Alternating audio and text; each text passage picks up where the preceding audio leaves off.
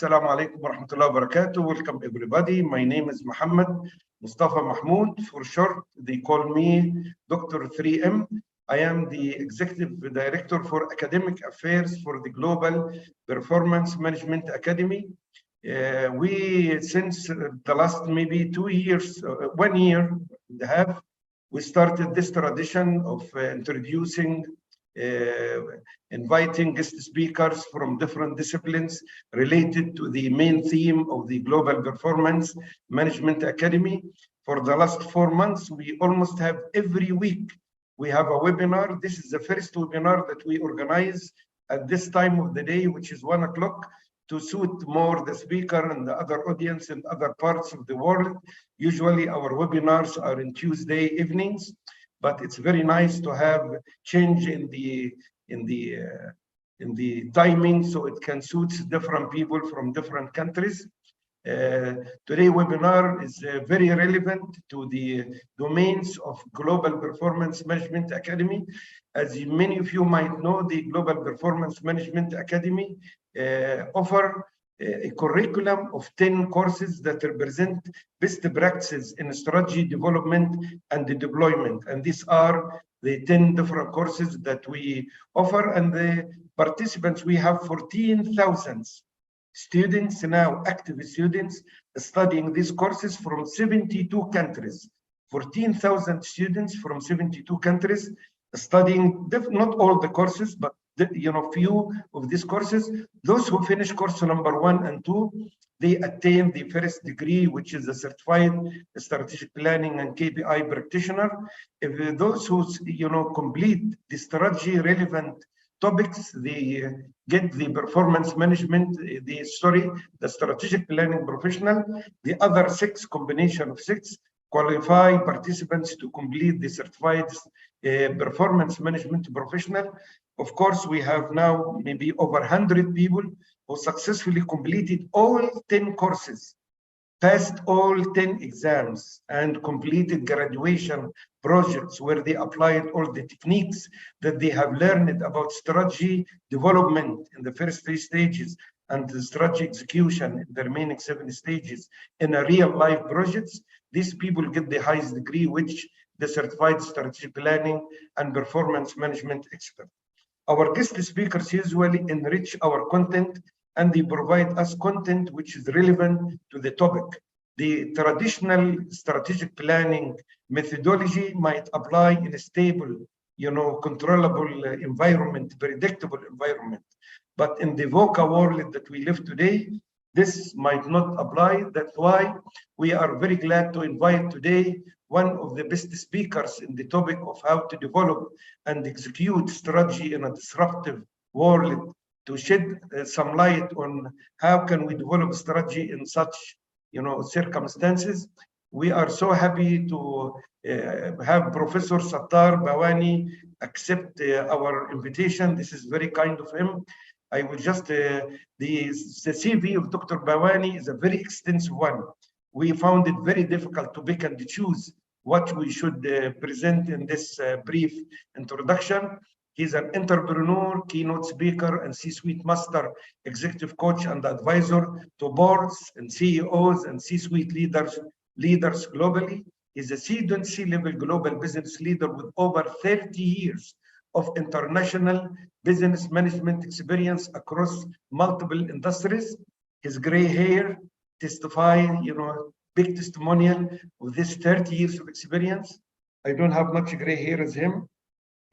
He was awarded the 2019 Executive of the Year for Human Resources Consulting at Singapore Management Excellence Award 2019.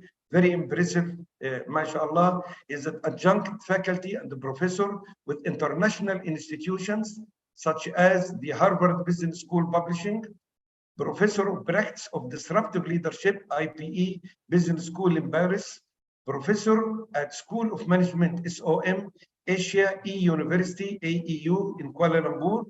He's the author of 3 books published by Business Expert Press, New York. The first one is Leadership in Disruptive Times, Negotiating the New Balance. in 2022. This is very fresh out of the press.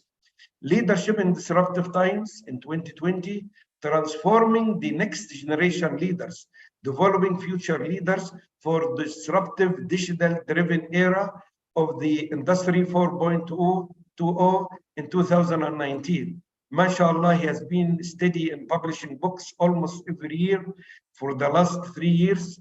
We pray to Allah subhanahu wa ta'ala to reward him all the best for his scientific scholarly research and publication. And I would like to leave the floor now to Professor Sattar to take the lead from here. It's 1:09. We hope, inshallah, within 50 minutes or so, we conclude his presentation. And if anyone has any questions, please try to post it at the Q&A section. So at the end of the presentation, inshallah, Professor Sattar will try to address these questions within the time frame remaining, inshallah. Now we have 134 participants from several countries. It's a great honor. I would like to leave the floor now to Professor Sattar. If you can kindly start sharing the screen from your side. Assalamu alaikum wa rahmatullahi wa barakatuh to our Muslim brothers and sisters. And a very good morning or good evening, depending where you are. And first of all, thank you, Dr. Muhammad Mustafa from the Global Performance Management Academy, inviting me to be here today. Okay, so let me, because we have limited time, so let me now start quickly so that we get more time to dialogue. So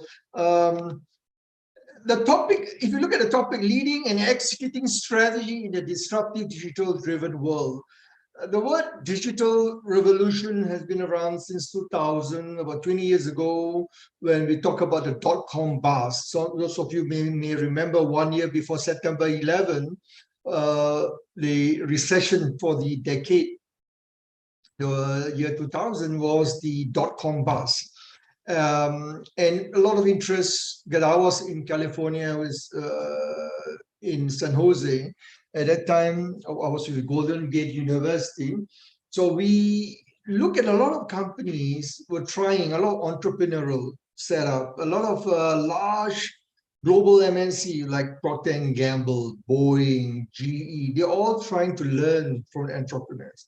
And that was 20 years ago. And today you find a lot of companies still have not learned the lessons, still have not been able to digitize their strategy or transform their strategy. So what has happened today, if you look at the current, I would say, if you look at the Fortune 500, the FTSE 100 companies, many of them doesn't exist anymore. So in the World Economic Forum in Davos in 2018, Pierre Nanterme, who is the CEO of Accenture, one of the largest global IT consulting firm, presented at that time, 2018. He says that digital is the main reason that why over half of the companies of Fortune 500 since 2000 have disappeared, because 2000 is the benchmark, as I told you, during the digital revolution and how it started, and many companies cannot cope. And these are large, they have the resources, they have the financial backing, they have everything, infrastructure, yet they fail. What happened? And I'm going to share with you some stories, some case studies that are research that are published in year 2020. Okay, now today I would talk about if you're talking about transforming your organization with digital revolution in mind, there are certain parameters, certain best practice approach that you can consider.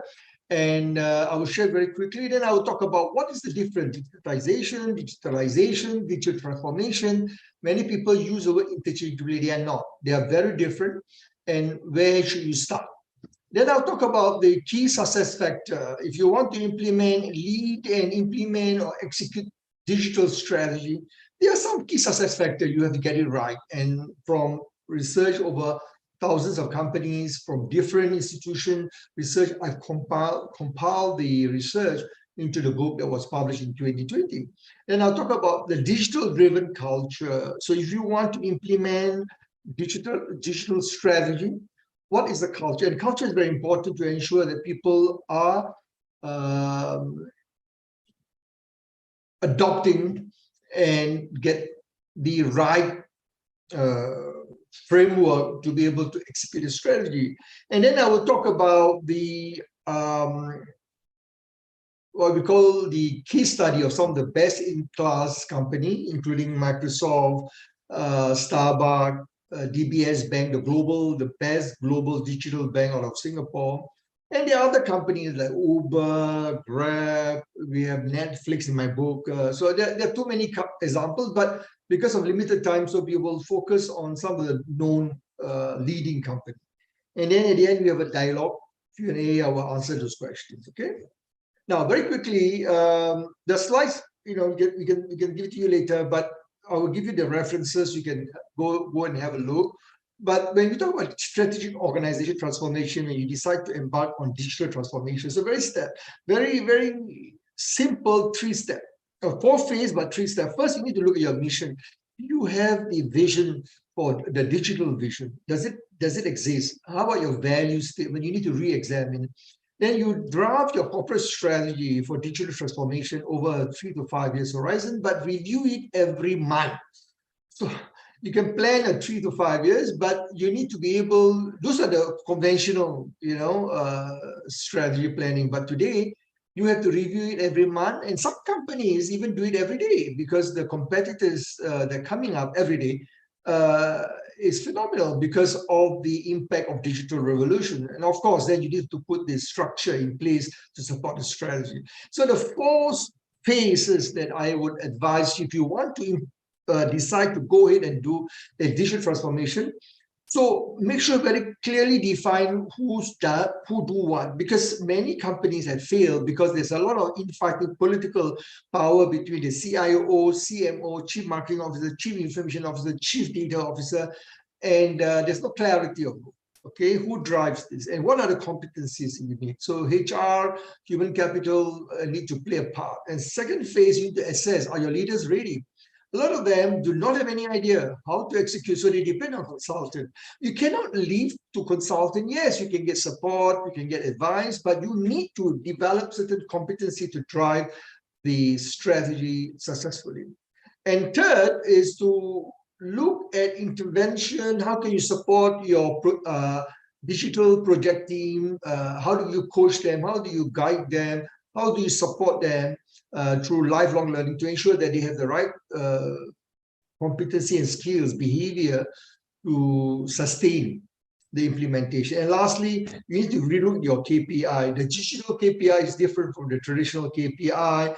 Look at the performance management. That's why GPMA is a global body. They can advise you on what are some of the best practice. So you need to adapt quite a lot of things to be able to be successful in the digitizing your business or implementing digital transformation. But the good news is that it is easy because a lot of companies have learned and there is now best practices, which I'm going to share with you. And I put everything in 2020 in what we call the practical book called Leadership Disruptive Time, how to implement digital transformation in your company. So first, let's put things upfront, the definition. The difference between digitization, and digital transformation, because digitalization, a lot of people misunderstood between digital transformation and digitalization. But the first phase you need to start is with digitization. And what it means simply shifting from paper-based, manual, through automation or digital process. Simple example, let me give you an example. We call it RPA, robotic process automation. Like for example, in banks, in financial institutions, when you fill up, you go to apply for a loan or you fill up opening an account, you used to fill out the form manually. Now today, everything is done online. Everything is done on the web. So that is called digitization. So transformation and conversion of the work processes using online technology.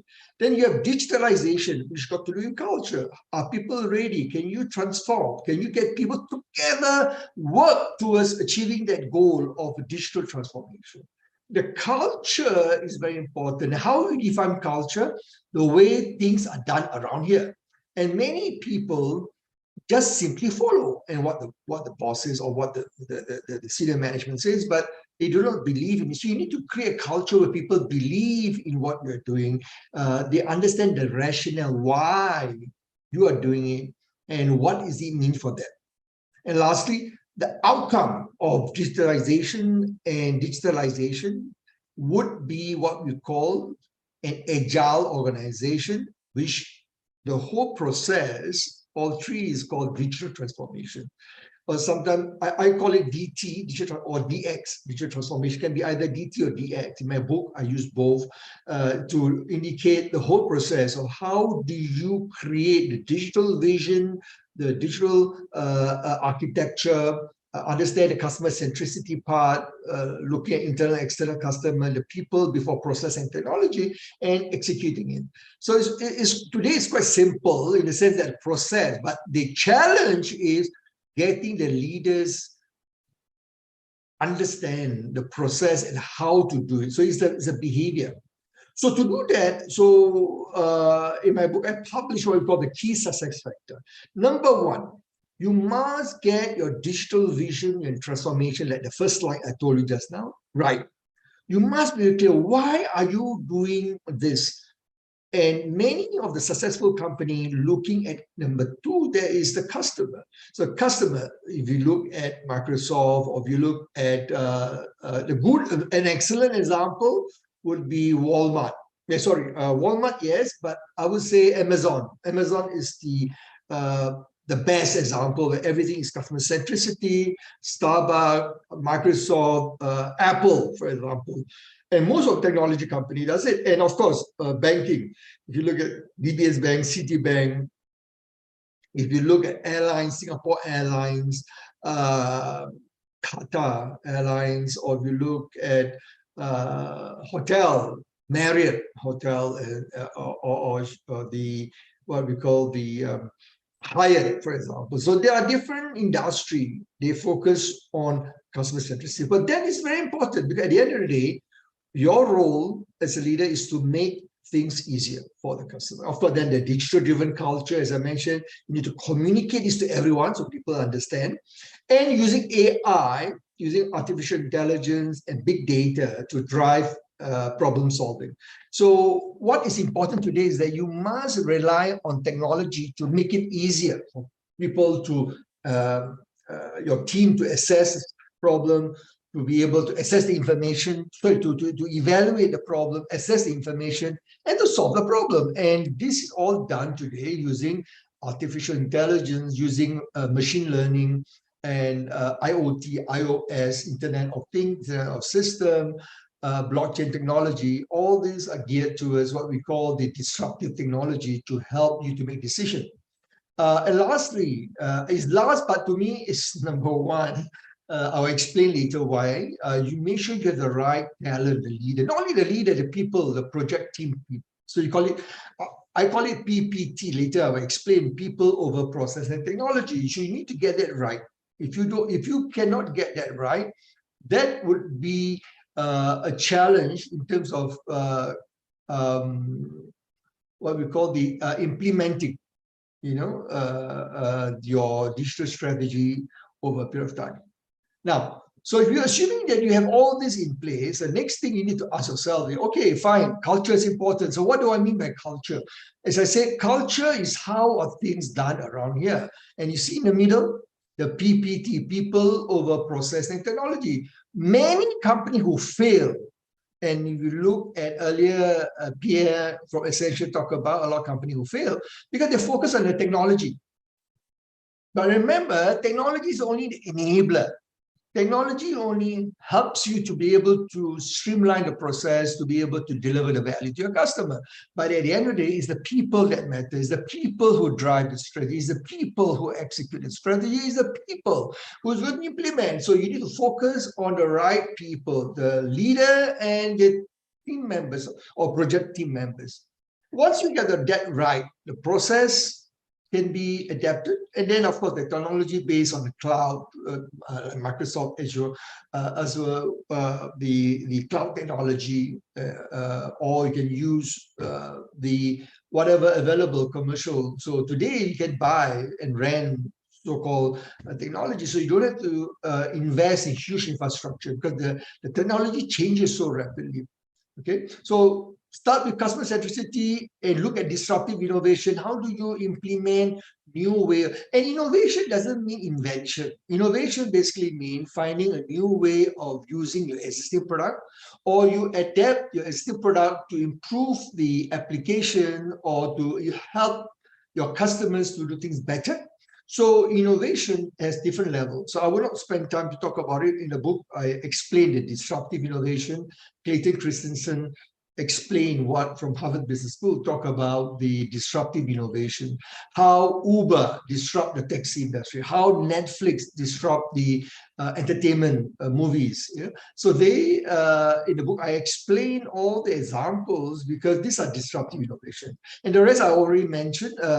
What is important I want to highlight is called the disruptive mentality.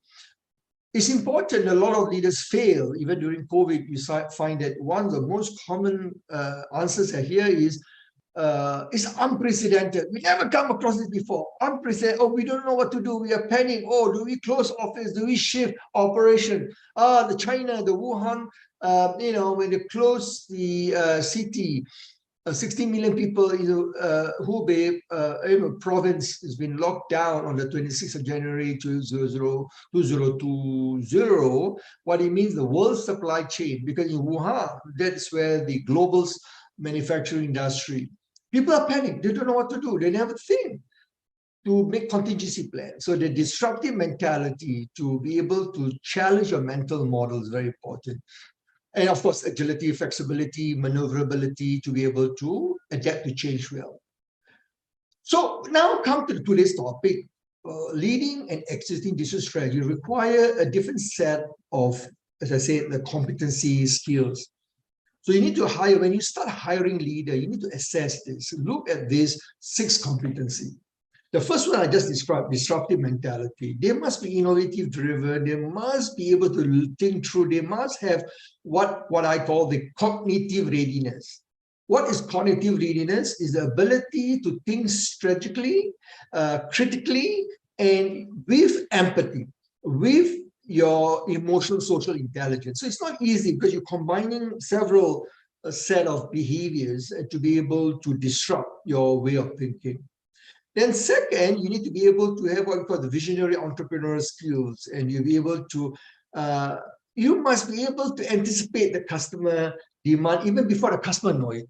This is what Steve Jobs is good at in Apple. They anticipate, and same thing with Amazon. What they'll be very successful is to look at what the customer needs in the future, before the customer knows it. So that is to be able to predict the future. And many companies are struggling to do that. And of course, as I said, cognitive readiness and critical thinking together become mental agility and resilient, empathy, social skills, which I'll talk about Microsoft later, the case study. And of course, at the end of the day, why do we exist? Is to ensure results in strategy. What we want to ensure we achieve the results to be able to help us to get our ROI and to be able to reward our team, to be able to ensure that our sustainability of our organization. So it's about results. So if you get the first 5 right, 6 will come in naturally. So the drive for result will depend on the first 5 factors. So now, when you want to execute the digital strategy, as I mentioned, the PPT, people over process and technology, you must get it right. You must always start with the people. You must be able to ensure that you have a change process to create an environment where people thrive in experimentation. It's okay to let people make mistakes. It's okay, of course, with this certain parameter. You don't want to destroy the company, but you must allow people to fail, experiment, and how people learn. Fail fast, and then learn why you fail, and then be able to implement again. Then the process is the easiest part, because the process you can learn from best practice. You can look at competitors. You look at what we call the many of those, proven technology out there. Like today, the cloud technology is preeminent. You need to have that. No company cannot, as simple as you look at your Gmail, look at Dropbox, if you use Dropbox, you look at all the other technology that we are using today, all has a cloud-based, and for security and so forth. And lastly, technology, how do you market it? How you use e-commerce, like Starbucks is very successful to do that. How they create a brand positioning using the e-commerce. We call it the digital marketing flywheel, which I'll talk about later. And how do you deliver service? Like how do you, like for example, Netflix, Microsoft, they take pride using technology to ensure that they are there for the customers all the time. And you need to be mindful that the technology doesn't have to be sophisticated. You must choose what is available in the market that would suit your purpose. So you do not need to follow what the competitors do. So you need to look at your requirement, your customer requirement, and then adapt the technology that is available to suit your purpose. So be mindful that not all best-in-class technology means that you must acquire them. And a lot of them may not be relevant because of the scale of your operations may not necessarily require that. Vice versa, if you are a large global MNC or an organization that operation throughout Middle East, you need to be able to leverage on the right technology to deliver you the value that your customer expects. And then on the right side is where I look at digital strategy. So when I advise clients, I say, number one, always go to your customer, know what they want, use design thinking, spend time with your customer, learn how can you make it easy for them to implement. Our role as company, suppliers, vendor, we need to ensure that whatever we do, we make it easy for the customer to communicate, to interact, to be able to use our product. And that is where Microsoft, Satya Nadella, which I'll talk about the case study later, he's been very successful there. Of course, the rest brand strategy, Apple is very good at and using social media. This earlier mentioned about Amazon is very good. Of course, you can use everybody now use mobile. Mobile is going to be the most likely in 10 years' time. You probably don't need PC because a lot of work can be done on the mobile with the increase in the processing speed. Of course, you still need to do work, a lot of work, maybe those programming or other hard stuff in the office with a PC, but most work can be done on the fly and on the move using your mobile. And today, if you look at the mobile of 2022, the processing speed, average processing speed is equivalent to, in 1995, of a IBM AS400 in terms of the computing processing speed. So you have a powerful tool. And today, people don't go to the bank. Everything is done online on the mobile phone. That's what DBS wants to do. Everything transformed on the mobile. Again, I'll talk about that as one of the case studies. So I will now go into some specific case study, and all these are found in the book called the Leadership Disruptive Time. You can go into the link there, Disruptive Institute/books, and you can find examples, can get abstract, and if you need to order the book and check with GPMA staff, we can arrange for you. Now, let me now share with you 3 companies that has been very successful that you can learn. And they are very simple. And I say, are you simple? Because they go back to basics. And these are large organizations who's been proven. And today they are the role model for SME, small, medium enterprise, for large global organizations who learn from them. Number 1 is Starbucks. Now, Starbucks, the reason I start with Starbucks, I think most of us probably have tried Starbucks, Even in Medina, when I was there a few years back, there's a Starbucks store. And you see in China, when you first come in, Starbucks or struggling. It seems today Starbucks, you can find that is in every city in China. What makes it successful? It's very simple. One thing they do well is to focus on the customer, interview, they interact with the customer, they ensure that they leverage on the best technology, AI, artificial intelligence, to learn about the customer preferences. What is it that make the customer? Why do they want, different type of coffee, different, what we call the rose or whatever. I don't really drink Starbucks, but I think many of my friends who do, they can tell, tall, short latte, tall, the vernacular of what the Starbucks offer. They're very diverse. And what they do well is that they use technology to be able to interact with the customer, and they have what we call the digital marketing flywheel. What does it mean? You can see they use the mobile. You can see that you can order the coffee, you can get reward, you can redeem, you can interact with your pay using the digital wallet, or you can use your phone, to link up with your credit card, and or you can order ahead and just arrive in the store, you pick it up, or they deliver. So there are many things that what they make it easier, and they learn about you over time, and they make recommend before even you ask, they know what you want. And the same thing with Netflix. When you look at Netflix, why they tell you, since you watch this movie, you may like another one, another this, they look at your profile, look at your pattern, and then they will sort of recommend. Yeah, so this is what we call the machine learning, AI, artificial intelligence. And Starbucks is today is number one in terms of gourmet coffee. I call it gourmet coffee. And of course, there are many coffee beans, Tin Leaf, San Francisco Coffee. There's so many brands worldwide, but Starbucks still the preeminent. Why? Because they stick to the basics of understanding their customers, using technology to deliver value for the customer. Not the other way around, not using technology to transform the processes, but start with the customer.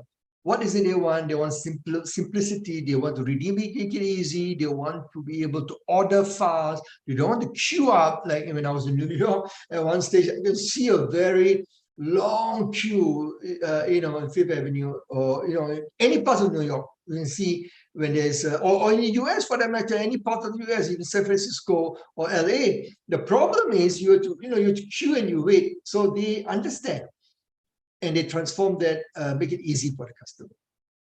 Second is a bank, a traditional bank, like many of you in Saudi Arabia, all of us, every country have a bank, traditional bank. But this is a Singapore traditional bank, Development Bank of Singapore. But they have a new CEO in 2009. This name is Piyush Gupta, who was formerly the CEO of Citibank Asia Pacific, who moved to DBS. And he transformed. He's a smart guy, very, in my book, I explain the story of how he met the chairman of the board. And one day, he just came about a year into the job, and he told the chairman, look, hey, we look at this Alibaba is, progressing so aggressively. And Alibaba at that time, as you probably know, although the eBay was the pioneer, but Alibaba took over, and Alibaba started providing financing.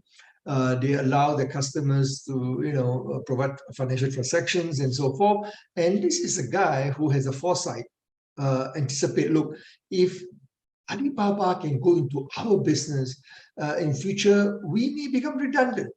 So he asked the board for financing, few hundred million, to start the campaign and to be able to look at how the bank can be transformed digitally, and to be able to focus on the people.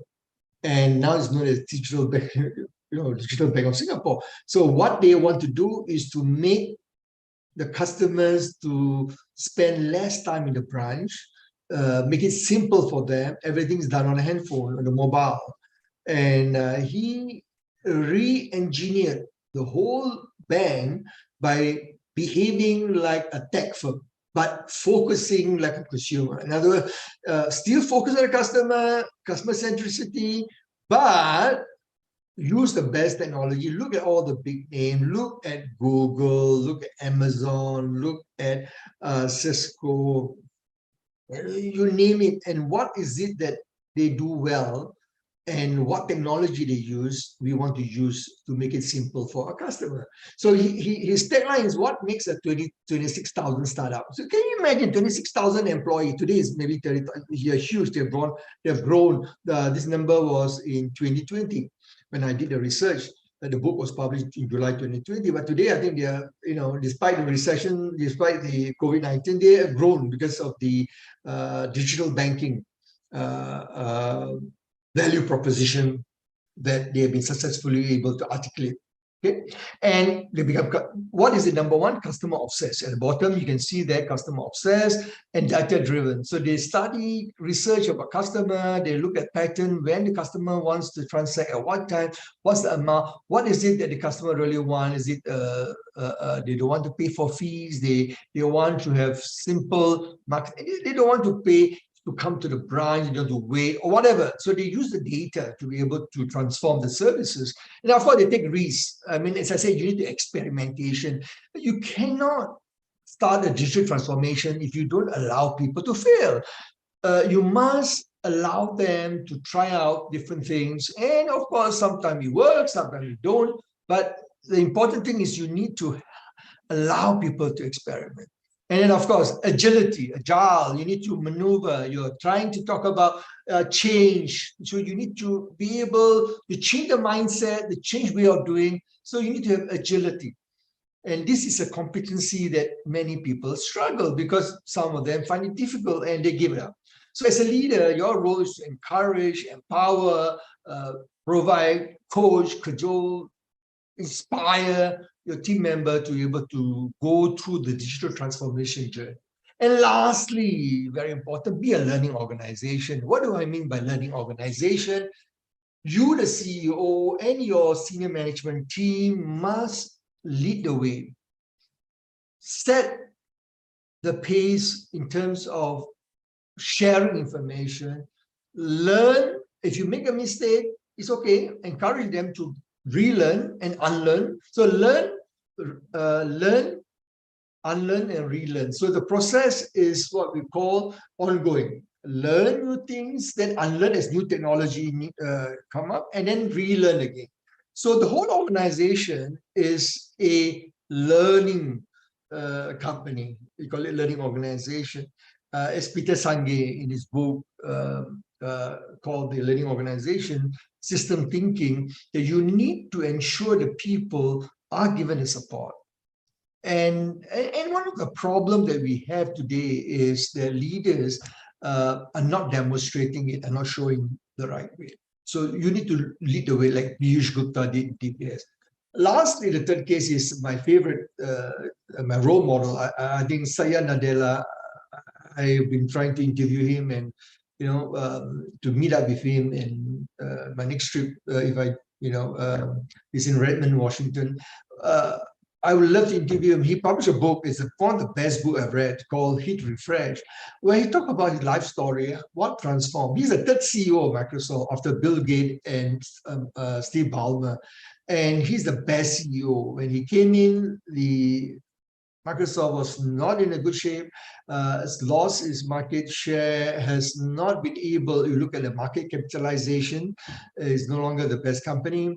Apple overtook Amazon, but he took within 2.5 years, he transformed. At one stage, is the highest in terms of market cap, the best company, the largest company in the world. And what makes it different? So Satya Nadella mantra is to look at empathy, look at people, understanding the customer, understanding the team member. So he used the word called empathic engineering. So it's very interesting. How do you understand? How can you accurately understand the customer or another person, your colleague, and knowing what the pain they go through, knowing the difficulty, the challenge, how can you help them to transform? Now, that is the challenge. Many people do not. Of course, they come up with the Microsoft 365 online cloud technology, and they have the Azure, as I said, is a cloud technology which a lot in-company airlines are using for the reservation systems and so forth. And he has transformed. And he's the best CEO today after Jack Welch. Of course, Jack just passed away last year, but Jack Welch of GE is by the other role model, which I think he's in the same class as Jack Welch, and I don't think anyone is close. Even the Google CEO, Sundar Pichai. I mean, very few CEO has been able to transform the organization the way he does. And again, I explain in the book how he does it by focusing, because of his history, personal history about his elder son, Zain, when the wife was, pregnant. And I think it was a very difficult birth. And the child was born because of the umbilical cord was wrapped around the neck, and then it was deprived of oxygen. And when he saw his wife taking care of the kids, a baby, up to today, the son is 23, I believe, that is paraplegic, and he go through the difficulty to really see how his wife and how his son struggled over the years, and that developed a strong sense of empathy. And today, look at Microsoft. They are very, very focused on providing solutions for the disabled or for the less able, or solutions to ensure that people, those group of customers are not being left out. Okay, this is the last slide. The crisis model was launched. The earlier version was launched in the first book, but the depth, because of the COVID-19, the digital disruption over 10 years study, we published on Thursday in New York. This one is hot off the press. So you can see there 2022 November, the internationally in US is available earlier, but internationally it will be available in November. Because going through some adaptation. We came out with looking at digital disruption, many companies in Asia Pacific, in even US and Russia and Africa, Europe, what they struggle. And then we look at the global financial crisis 2008, 2009, and the latest COVID-19. So there's a pattern over 20 years. And what we found that this CRISIS. So first you need to communicate, then you have, and in my link there, in my LinkedIn, you can look at some examples where I give each one of them examples on Thursday when I brief the press. Look at some of these. Example, Marriott Hotel, Arne Sorensen, who passed away, when he was having cancer, he was communicating, stage 4, he was dying, effectively facing the town hall worldwide and explaining. He was so empathetic. He was communicate in a way very compelling, so very purposeful. And resilient, be calm, don't panic. And if you look at this COVID-19, you see a lot of people are panicking. And when you panic, the staff will panic. So how can you be more reflective, understand what you need to do, and use big data, AI for decision-making, just like what Starbucks did very well, digital. Of course, you need to shift your mental model, as I mentioned. And here is where you look at example will be, one of the good example would be Elon Musk, when we look at how they've been able to transform the organization by using, of course, the supply chain, the technology to be able to transform the manufacturing of their product. Now, inspirational leadership. What do I mean by inspirational leadership here? When you are in a crisis or when you are in the disrupted mode, when people are uncertain, where are we going? How do we get there? What is happening? When you see people being in disruption, people not able to adapt, so they leave the organization or they've been replaced, and other staff are wondering whether am I going to be next? Okay, so you need to inspire, help them be able to motivate, inspire to be able to move forward. And now this is the role of a leader, to be inspirational. How do we do that? We need to be able to learn. As I said, the empathy. You need to be able to connect, build relationship with your strategic partners. Look at your employees first, and of course the external partners, customers, and lastly set the recovery path. So when you are digital disruption, unfortunately a lot of people get confused. There are a lot of confusion, a lot of ambiguity to what's happening. Wow, we have to change the way we do things because we've been doing it. And one of my clients, insurance company, when they, InsurTech, you heard of fintech, financial technology, but insurance called InsurTech. So when they try to implement a lot of this RPA, robotic process automation, in terms of processing of the insurance application, people are worried. Oh, with all these robots coming in application, so are we going to be redundant? Are you going to be replaced? So there's a lot of concern. So you need to be able to connect with the staff, reassure them, and then demonstrate visionary and authoritative leadership. Where are we heading? Where are we going? What is your new role? So they need to reskill, upskill themselves, the employee, to take on new jobs. Okay, the different way of working. So it's your job as a leader to inspire them, to set the direction. So there's a clear line of sight as to where you're going and how the people can, see a way forward. And there's hope, and there's purpose, and they want to remain in the organization. And let me just sum up before we take some questions. So number one, act now. You want to do digital transformation strategy, now the time, with deep sense of urgency. Because if you don't, your competitor is going to get rid of, going to outmaneuver you. Okay, so embrace experimentation. It makes okay to make mistakes, but try small pilot, in one department and see how you work before you scale up. Start with the customer. Always start with the customer numero uno. And back when I was in the US back in the 80s, I went to supermarket. They put there, customer is number one. If customer is wrong, see rule number one. So whatever it is, the customer is always right. And I'm not saying it's always right in the sense, of course, customers they are wrong sometimes. But the idea is you need to help them see how to make it right. And you need to be able to engage them. This is what our role, as leader, a supplier, vendor, and you need to get the culture right. And to do that, you need to get the PPT, people over process technology. You need to be able to have a digital-centric culture, as I mentioned earlier. And lastly, be a crisis leader, because they're going to, as you implement your digital transformation, there will be crisis, there will be breakdown, there will be customer complaint, there will be system failure. So you need to manage crisis daily. Now, of course, the major crisis, we talk about COVID-19, the digital disruption industry 4.0, these are huge. The next one crisis will be the climate crisis. Then you're going to have we had recently have the Great Resignation during the COVID-19 pandemic. And then you're going to have, of course, the baby boomers retiring, the younger Gen Y and Gen Z are coming, they call it the generational shift. There's a crisis coming up soon. And how are you going to manage? And there will be a looming economic crisis, global. Look at what has happened to the US dollar. What happened in the US, the double over the last 2 quarters. There's a technical recession in the US. Look at what's happening in Europe, the Eurozone. It's slowing down. And you should look at China. There's definitely, there's going to be a global slowdown. There will be a recession.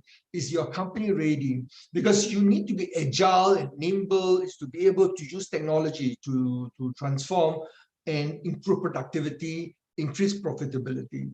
And to end with a quote from a 19th century philosopher, a German philosopher, Arthur Schopenhauer, says that, when I look at digital transformation, the thing that I look at is that the task is not so much to see what no one has seen. In other words, to uncover the unknown, come up something drastically new, but to think what nobody has yet thought about what everybody sees. So everybody sees the same thing. You see your customer, your competitors also see the customer, but can you think beyond that? What is it the customer wants? You need to engage them, communicate with them, use design thinking, and create that new strategic opportunity. by using digital transformation. With that note, I will now end the session and I open for Q&A. Thank you very much, Professor Sattar. I didn't want you to stop. I enjoyed it very much. In fact, we have few questions on the question and answer tab. If you just click on there and try to read and answer them yourself, I think it will be better. Okay, so let me see Q&A. Well, 14 questions. Oh no, some are invitation. Okay, you mentioned disruptive. Mr. Muhammad Al Taibe asked a question, disruptive mentality, how can you build this in leader? So one way to build this is to create the environment where people are allowed to experiment. You must provide the opportunity to try out new things, and you need to help them to disrupt their mentality by going outside the box. And we call it cognitive readiness, challenge their mental model, stretch their mental capacity, and it's a process over a period of time. It can be done, and in my book I explain how you do it. And one of the things that you can provide is called executive coaching, because this is where you need to personalize the approach through the way they think, and it takes some time. It's not overnight, because people are used to think certain pattern thoughts. This is called system thinking. Now, also the same. We ask so many questions. Okay, it's all from. Is it all from the same, Mr. Muhammad Tabe? Okay. Can I look at others to be, then I come back to you. Okay, let's look at Mr. Omar Said. Please send PowerPoint presentation. Okay, GPM will send. Again, Mr. Muhammad says, can you elaborate how to use design strategy in this context? Okay, design thinking is a process in which you look at the customer, the current practice, look at what they like about your product, what they want to see, and you need to anticipate by asking questions. Then you design your digital strategy, allowing your company to deliver value based on what the customer wants, or anticipate their future needs. And so it's a process called you call it design thinking. Okay, not design thinking. So you understand the customer, PPT, the people. The people is both internal and external. Okay, then you communicate, spend time, then develop the product architecture. Okay, Mr. Abdul Salam, do you have any training program offered? Yes. Later, Dr. Muhammad will talk about that. From your Mr. Dafir Al-Shehri asks, from your perspective, how fast a company today cope with digital transformation? Okay, as I mentioned 20 years ago, you see half of the Fortune 500 is gone. Interestingly, the COVID-19 has accelerated digital transformation in a lot of companies, SME, including small, medium enterprise, because of the travel restrictions, social distancing, safety distancing. People cannot go to office, they work from home, work from anywhere. And that forced company to adopt digital transformation, adopt technology as a way of delivering the e-commerce and so forth, or delivering their product and services to the customer. So that has speed up. But now you see people start slowing back, So I think the awareness is there, people understand, but again, most people are concerned about cost, because you're a small company concerned about sustainability, about survival, of the organization. So you need to prioritize, and you need to be able to start small. So it's not as fast as we hope to be. Many companies, even after 2-3 years, they do their study, but they have difficulty in trying to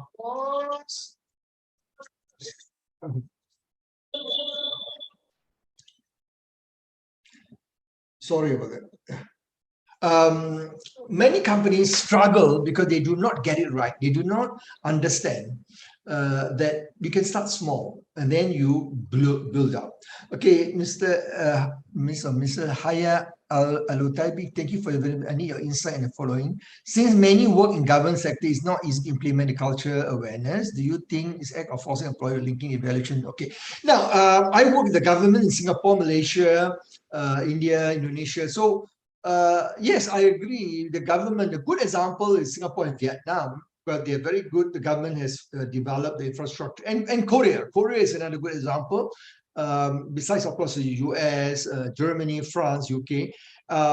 If you look at the way the government does, of course, you're talking about Citizen 4.0, it's not easy because people, the demand from the stakeholder, the public is very huge. And also the public sometimes do not want to accept transformation because they are used to doing something what they've been doing all the time. They say, why should I change my way? I used to go and queue up for my medicine. I used to come and meet my doctor. Now everything is done technology. So there's impersonalized. People do not enjoy that. People don't like that. So you need to win over. For the employee also, hey, why should we change? I was talking to a government hospital, in Singapore about 10 years ago when they tried to implement, and all the nurses, doctors said, look, I have to put the record. I used to scribble. Doctors like to scribble their notes. Now everything they have to type and talk to the patient. They have to, do a lot of work, which, they say, it's taking so much time. I would rather employ a staff next to me to type it and everything. And that's what they do initially. So it's ridiculous, But of course, today you see the younger doctors are more savvy, tech savvy. So it is easier. Okay. So I think it will be tough for organization, for country. They're not tried out. But the good news is that OECD, Organization Economic Cooperation and Development, has a lot of support for implementing this. And, World Bank and all this. So you can go and, access their support. Okay, Ashraf says that on the PowerPoint, so you put technology also enable a process. It's a separate pillar. What about product instead? Yeah, product is considered the solution, the outcome. Because if you look at it, you get the people right, you get the process right, technology, you deliver the solution, right? So the product is the outcome. So you need to get the people right, the right skills, the right people, then the product, the solution will come out right, and the process being implemented. So it's more important to focus on the people. Okay. Kyrie Krasidi said, during the pandemic, manpower resources are greatly affected. How does the leader use communication part of his will be kept, not kept intact based on consumer demand? Okay, this is very interesting. So when you're talking about communication, one of the challenge do you mean is that you need to continuously communicate. Even if there's nothing to communicate, you need to continue to engage so people know that you are in touch. People want to hear from the management, want to hear, and customer wants to hear from you. So I think one of the things that you need to do is to continue to engage your staff and your customers and make sure there's a continuous using whatever technology that is available to engage. So the customer engagement, the employee engagement is ongoing. And it's even more important because of the lack of the touch. So there's a trust issue. So therefore, communication will close the gap. So people are more aware. Okay, I will take last two because we're already at 7:05, but you can still can email me or send to GPME. I will take the last two questions. Last one, Bahaya Alutaibi again. How do you get information about a crisis model? You can go to my LinkedIn. Okay, LinkedIn. My name is just Bawani. You can get, and there's a lot of, just Thursday we just published the details there. Or you can go to my website, Disruptive Leadership Institute. You can get a lot of information. How do we need to have a dedicated team to build digital culture? Yes, Mr. Ahmad. Yes, you need to have a digital. In my book or chapter 8, I talk about digital project team. What are the SCORE model? SCORE. How do you build project team? I will take. Let me go back to our friend. This last one, Hanifa Al-Kasmi. I think one of the obstacles with company is that leaders do not believe what so-called learn and relearn experience gaining from beginning. Okay, well, it's generalized. I mean, you're generalizing the leaders don't believe. By and large, I agree with you. Many companies are struggling to get the leader because, the old, but the younger leader, the Gen Y, most of them are now understand that's the way. You need to learn, unlearn, and using technology, you can learn quickly. But But I think the older one, the Gen X, the traditionally, the boomer, you may have some challenge, but you need to overcome that. Okay, I will stop here. The rest of you, later you will have my email. You can email me, or you can send to GPMA. I will be happy. I think I've answered almost 80% of the question. So over back to Dr. Muhammad.